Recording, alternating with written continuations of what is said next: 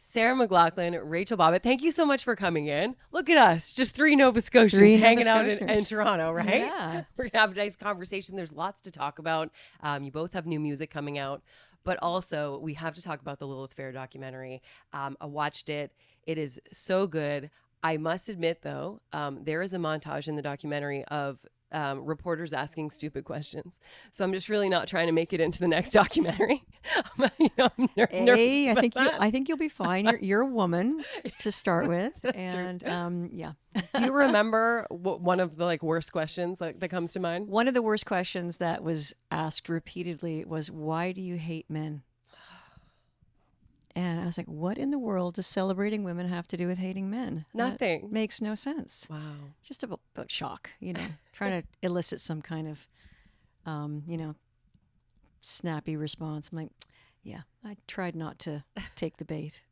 Rachel, does this prepare you for future interviews? You're watching I don't know how I'd handle that situation. It's a lot better now than I'm taking notes. No, the documentary was beautiful, and that section I was like, oh my gosh. Well, what's interesting too is I've done a lot of interviews the past couple days, quite a few with men, and particularly some of the older gentlemen were like, I watched the documentary, I am so sorry. I am so, on behalf of men, I apologize.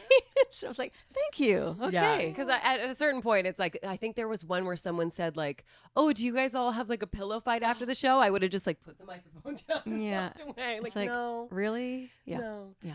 And I love that people are going to learn more of the history of Lilith Fair, because I don't know that everyone knows the whole story. And part of it was that radio programmers didn't want to play two women back to back. They didn't want to put two women on the bill. So how did you take your frustration with that and turn it into action rather than just, venting to your friends? Well, we created Lilith Fair, and I mean, it didn't start out that way. Honestly, the origins were much simpler. I wanted to do a show in the summer. I didn't want to have all the responsibility fall on my shoulders. I'd had women open up for me before. We're looking out at all the summer festivals, and they were completely male dominated, even though we had all these amazing women coming up and gaining a lot of success. So why is there no representation? I said, well, why don't we just do something ourselves? I know some of these women, we've worked together before, called them up and they're like, yeah, this would be really fun. And then when we took it to promoters, oh, you can't do that. You can't put two women on the same bill. People won't come. I'm like, well, I've had women open up for me before and I've sold out, and that's just dumb. That made no sense to me. I didn't think about music in those ways. And I was starting to realize that the industry did think about that. Of course, as you said, going into radio stations, I would have, oh, we love your song, but we can't add it this week because we added Tori Amos this week, or we added Tracy Chapman this week. So we have a small sliver, this allotment that we put women in, and that's all you get. And I just never thought it didn't make any sense to me. So it was really fun to have this other impetus, which was you can't do that. So when someone tells me you can't, I'm like, oh yes, we can. And I'm going to prove you wrong. So I actually had a radio programmer who told me that you can't put two women on the radio together because people can't distinguish between female voices. Oh, that's offensive. Right? So I love that we're all here, but this interview is going to be really confusing for him. He's not going to be able to figure it out. Was that recently? Please tell me that wasn't recently. This would have been 10 years ago, which is still too recently. Not my current boss now, I will say that. He doesn't feel that way. But how does it feel looking at my radio show today? It's dominated by women, like Lady Gaga, Olivia Rodrigo, Taylor Swift, Beyonce, SZA, the list goes on. So when you look at that now, how does it feel? Do you feel like you had a part in that? I hope I had a part in that. Yeah. And I really think we did move the dial forward as far as the industry was concerned. And I think we opened up some doors for sure. And I think, perhaps more importantly, we created a community of artists that didn't feel like they had to be in oh my God, what's the word? This is menopause, honey. You don't have to deal with this yet. In competition with each other. Well, see, a simple word, but it was just gone for a moment. We didn't feel like we were in competition with each other for once. And it was just about creating this environment of inclusivity, and that we can all, when we all work together and lift each other up, there's such a strength and power in that. And Rachel, as an up-and-coming artist, do you feel like you're coming into a better environment now? Yeah, I mean, it was very interesting watching the documentary. I think it was made very clear how much has changed in a really positive way. And I think there's a lot that an artist like me does take for granted, like having a bill where it's 3 women all opening for each other, and the not being able to play women back to back on the radio. I was like, I had no idea. And I think a lot of artists now don't know that was the way that it was not that long ago. So yeah, it was very eye-opening in that way, and also very resonant. I think there's the scenes where you're all on stage just like jamming, like it was unplanned, and it was so it felt like a community. And I feel like there was so much of that I see now in the way that I operate in the music industry in Toronto. It's like we're all just like jamming, and it's less of a competition, which I feel like is seemingly quite different than what you experienced. Yeah, what's about the music, isn't it? And about being together and being part of something bigger than yourself and sharing that community.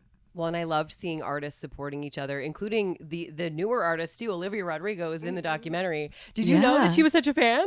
I had no idea. Yeah, I mean, the first time I heard that was watching an earlier iteration of the doc and going, oh, how cool is that? It's amazing that they thought to reach out to, they said they were going to reach out to some younger artists.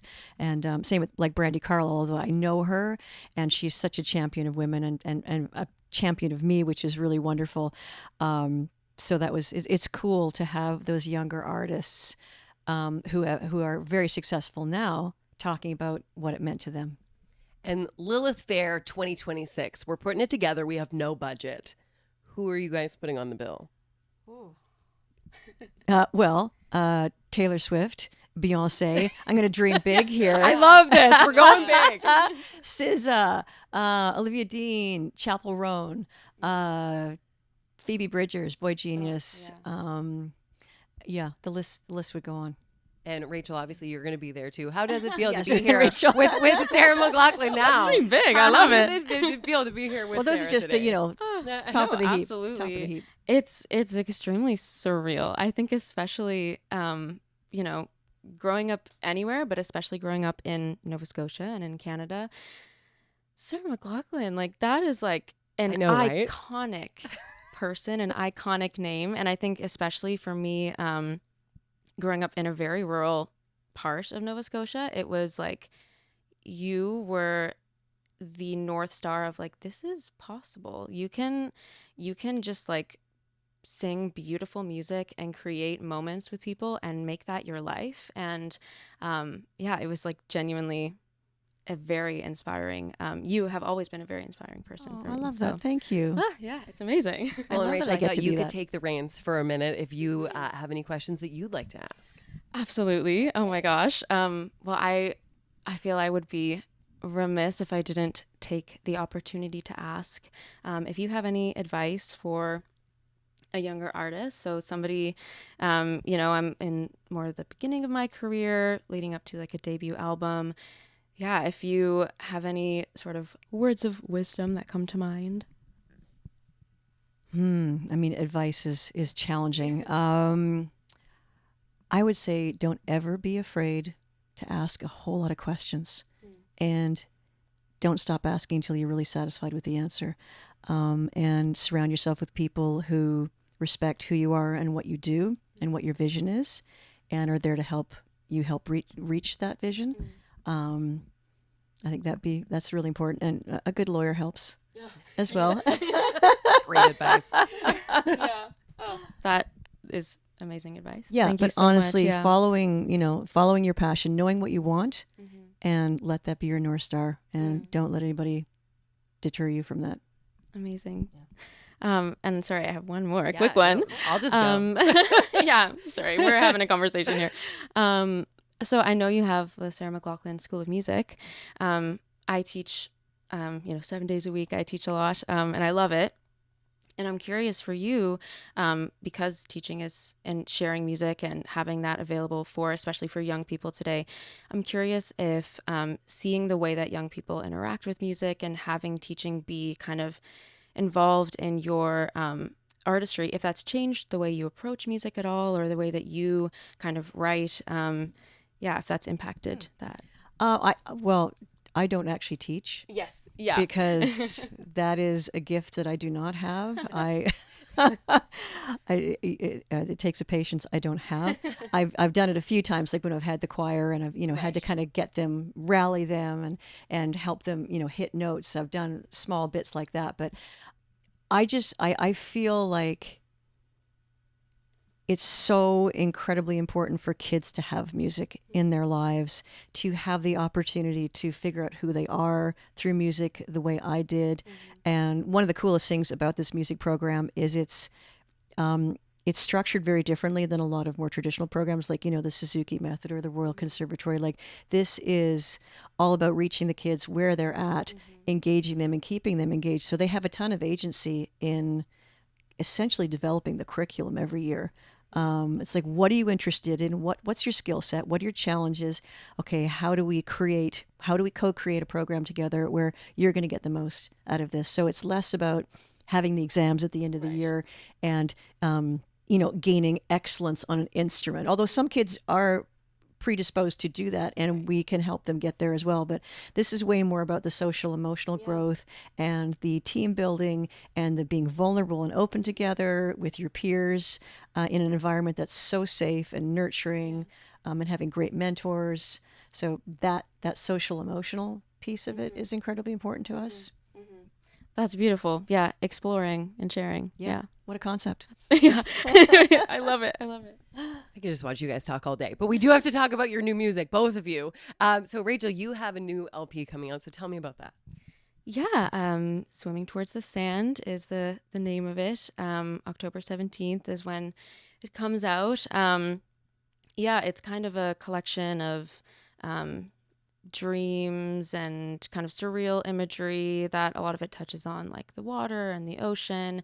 And then parts of it are very confessional, so very based in my own personal experiences of grief and loss. But yeah, I think especially... I have to hear this. Right? Well, that would be wild. But I think especially growing up near the ocean, the water is just so meticulous and repetitive. And I think the way that I tend to interrogate my thoughts when I'm trying to write is that same sort of like repeated sort of, you're running over the same thought over and over again until it sort of smooths into something that makes a little bit of sense. And so a lot of the images I found myself returning to were like the tides and the water and the ocean. So it's very attached to Nova Scotia in that way. I love that. I love that too. That's really, it's a great, see, I can't find the words again. Oh my God. So Swimming Towards the Sand, October 17th, okay. And Sarah, you also have an album coming out. Yeah. Better Broken. 11 years it's been since the last one. So why such a gap since the last one? Oh, life just got busy. I was raising 2 teenage daughters. I was sort of the principal fundraiser off the side of my desk for the music schools. I continued to tour and slowly write, but I think because I didn't have a deadline, I was sort of in between record labels and was just...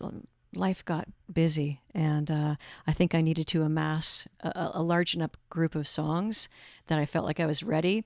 And when I actually got to it, I reminded myself of about 6 or 7 songs from, speaking of grief and challenging things. I'm quite a confessional songwriter as well, and talking about, emotional challenges that I've been through. Those are the cathartic things that, that's how I write or why I write.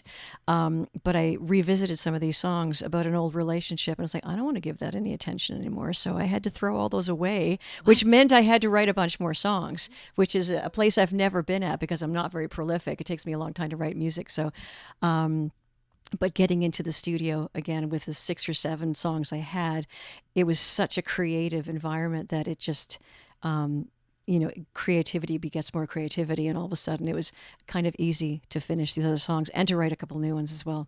That's so exciting. And I know you're out on tour now, so will you be performing some of the new music as well? Yeah, so I was supposed to do the Fumbling Towards Ecstasy 30th anniversary tour last October, and it was just a perfect storm of viruses, and I was already at a deficit from my last tour. So I lost my voice, had to cancel the whole tour. So I'm rebooking that. It's rebooked for October again. So knock on wood. Knock on wood. It's all going to be good. My voice is back, so I'm very excited about that. But mostly I'm doing all the promotion for the album now. I'm doing promotion for the documentary. Yeah, there's just so a it's few things. You're doing a couple things. It's kind of very exciting that I get to, hit all those points with one interview. So it's good. Well, and when you are stressed out and you're trying to like let it all out, and you said your songwriting contributes to that, is there a song that you turn to though? Like, I mean, we're blasting Sarah McLachlan. Are you, or like, what are you blasting? It's about putting my hands on the keyboard or the guitar and just playing with abandon, without any direction or any purpose other than the joy of the release of it. Unless I'm working on a particular song, and then I tend to, like you were saying, you go over it repetitively over and over, and you smooth it and you polish it till it becomes as perfect a thing it can be to reveal to the world. And final thing, I know you said in the documentary that you always get asked if there's going to be another Lilith Fair, but after having, doing promotion for the documentary, seeing how the response has been so far, people are so excited to see it. They're so excited to learn about it. Has your answer changed at all? Are you feeling like it's more possible now, less possible now? Is there going to be another Lilith Fair? I think one of the interesting things for me watching the documentary was reminding myself of how exhausting the whole thing was, as exciting and exhilarating as well. It was all encompassing for those 3 years. And I already did it. So I always say if something like that were to be revived, and I think it would need to look different because times are different and needs are different. But I feel like it should be championed by an artist of today. Okay. Yeah. Well, and if it's going to have Taylor and Beyonce and Olivia, I mean, it's Well, going to be a Beyonce- big production. They're already doing There's it, a yeah. lot of work that's going to be Yeah, going into yeah. It's like, okay, it's acoustic only, ladies. Well, thank you so much for coming in, you guys. This was a delight. My pleasure. Thank you so much.